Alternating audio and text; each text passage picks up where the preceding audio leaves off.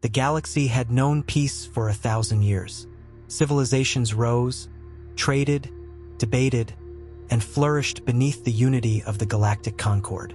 The age of war was behind them, or so they believed, but peace, it turned out, had made them soft. When the Maw arrived, no one recognized the danger until it was too late. The first system it consumed vanished from sensors in less than 12 minutes. A sun blinked out, planets dissolved.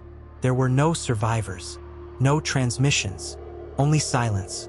The Concord sent a fleet, then 2, then 5. Nothing returned. What came next wasn't war, it was erasure. The Maw didn't conquer.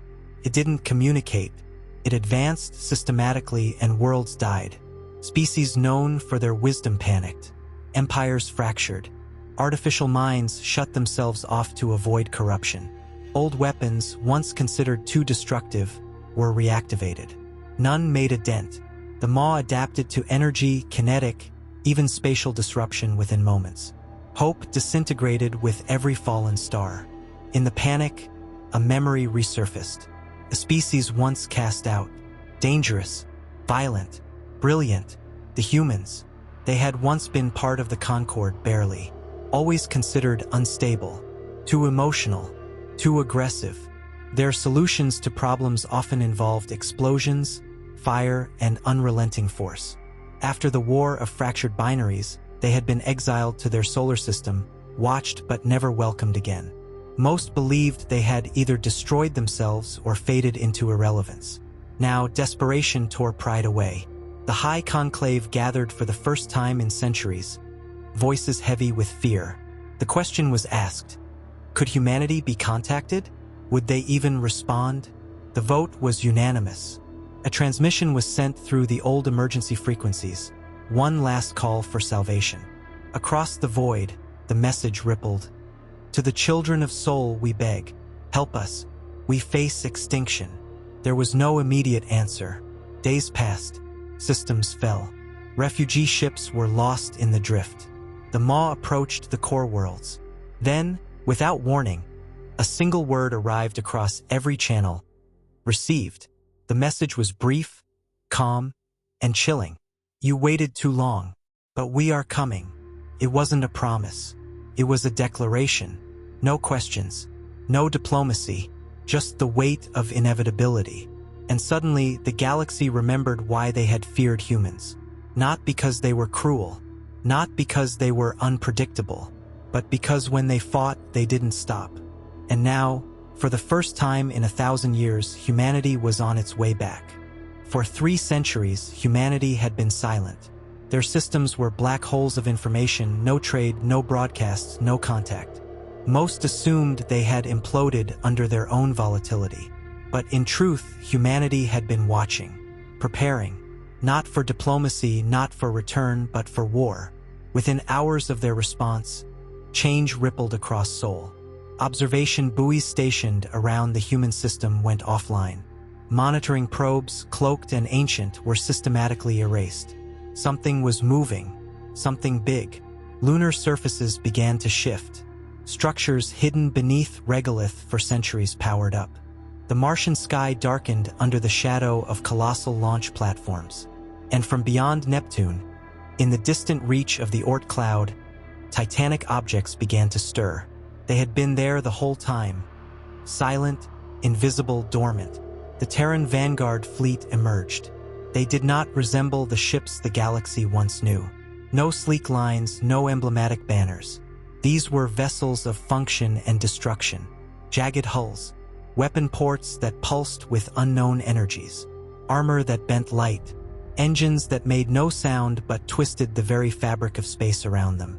The first wave of ships broke the boundary of the Sol system and disappeared into folded space. No flare, no signature, just gone. The galactic species who had once mocked humanity watched with a growing, silent dread. Then came the second message. This is first response. Strategic command is live. Priority, containment and eradication. We will handle the Maw. Do not interfere. It wasn't a request. It was an order.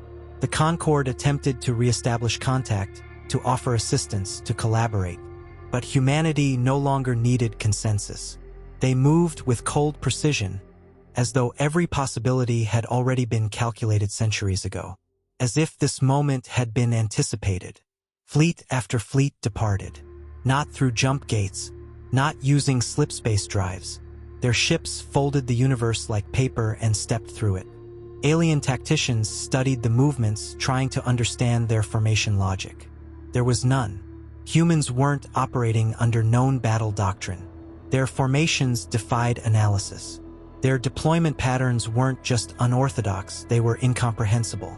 Some began to wonder, had humans gone beyond the bounds of traditional war? Had they become something else entirely? Rumors spread like fire. Humanity had been building weapons that weren't meant for conquest but survival. Technologies never shared. Strategies never tested. The exiles, once derided as brutes, had become something else.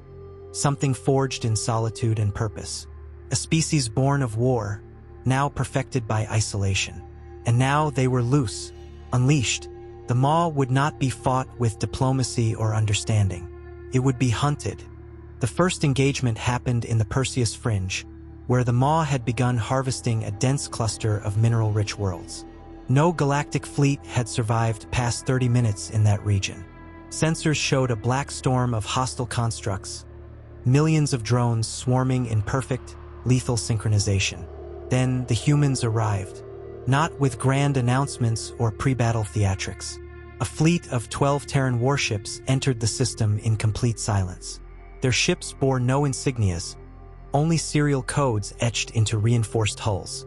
The lead vessel, designated TNS Vindicator, initiated approach without hesitation.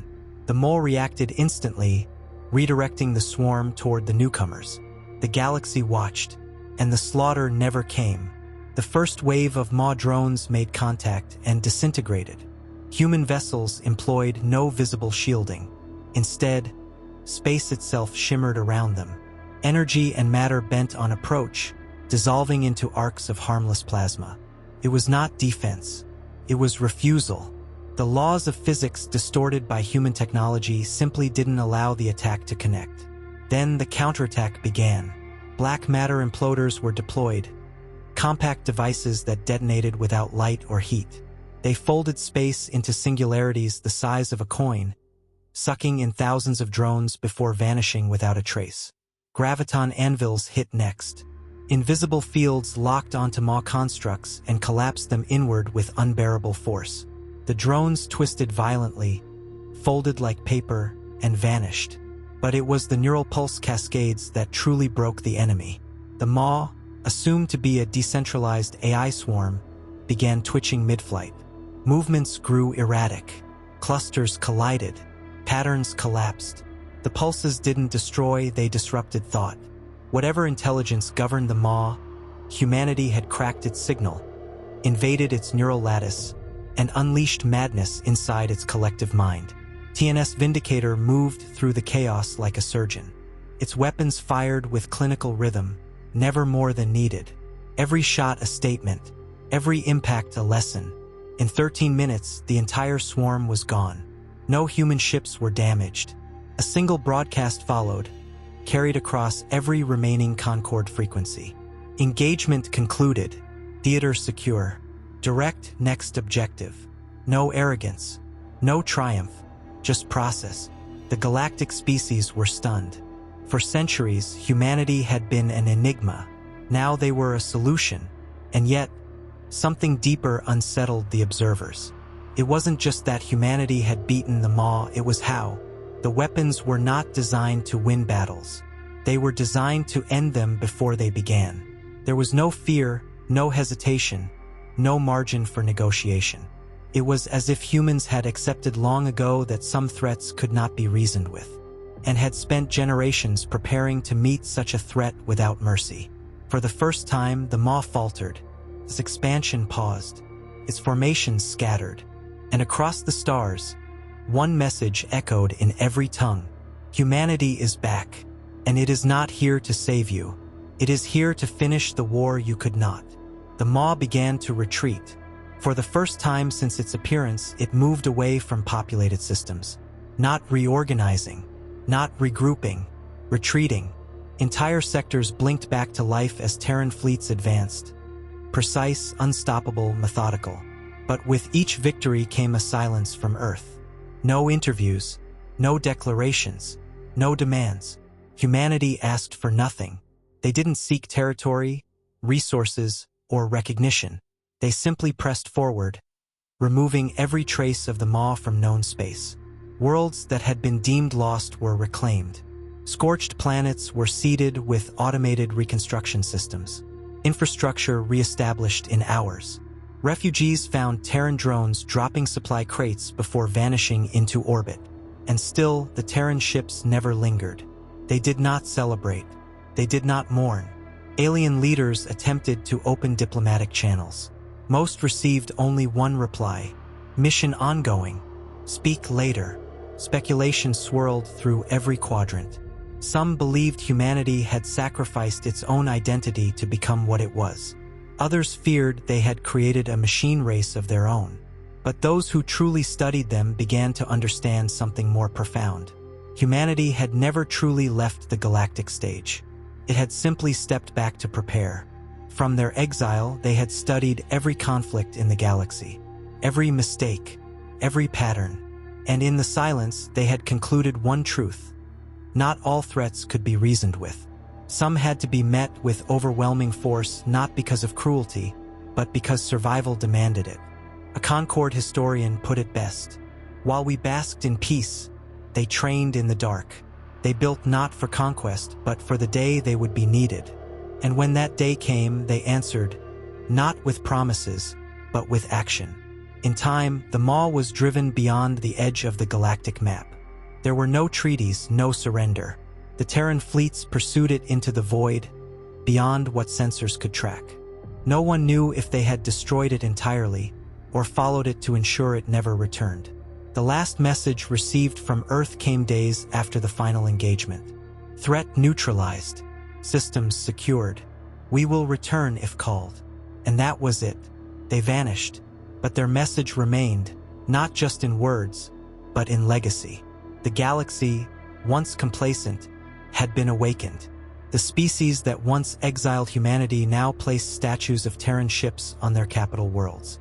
Not as monuments of worship, but as warnings. Because now they understood what humanity was. Not monsters, not saviors. A response. A force forged in desperation, tempered in silence, and unleashed only when no one else could stand. When the galaxy cried out in its darkest hour, humanity answered. And what came was not diplomacy. It was the end of the threat, born of Earth, built for war, unstoppable, relentless, and terrifyingly human.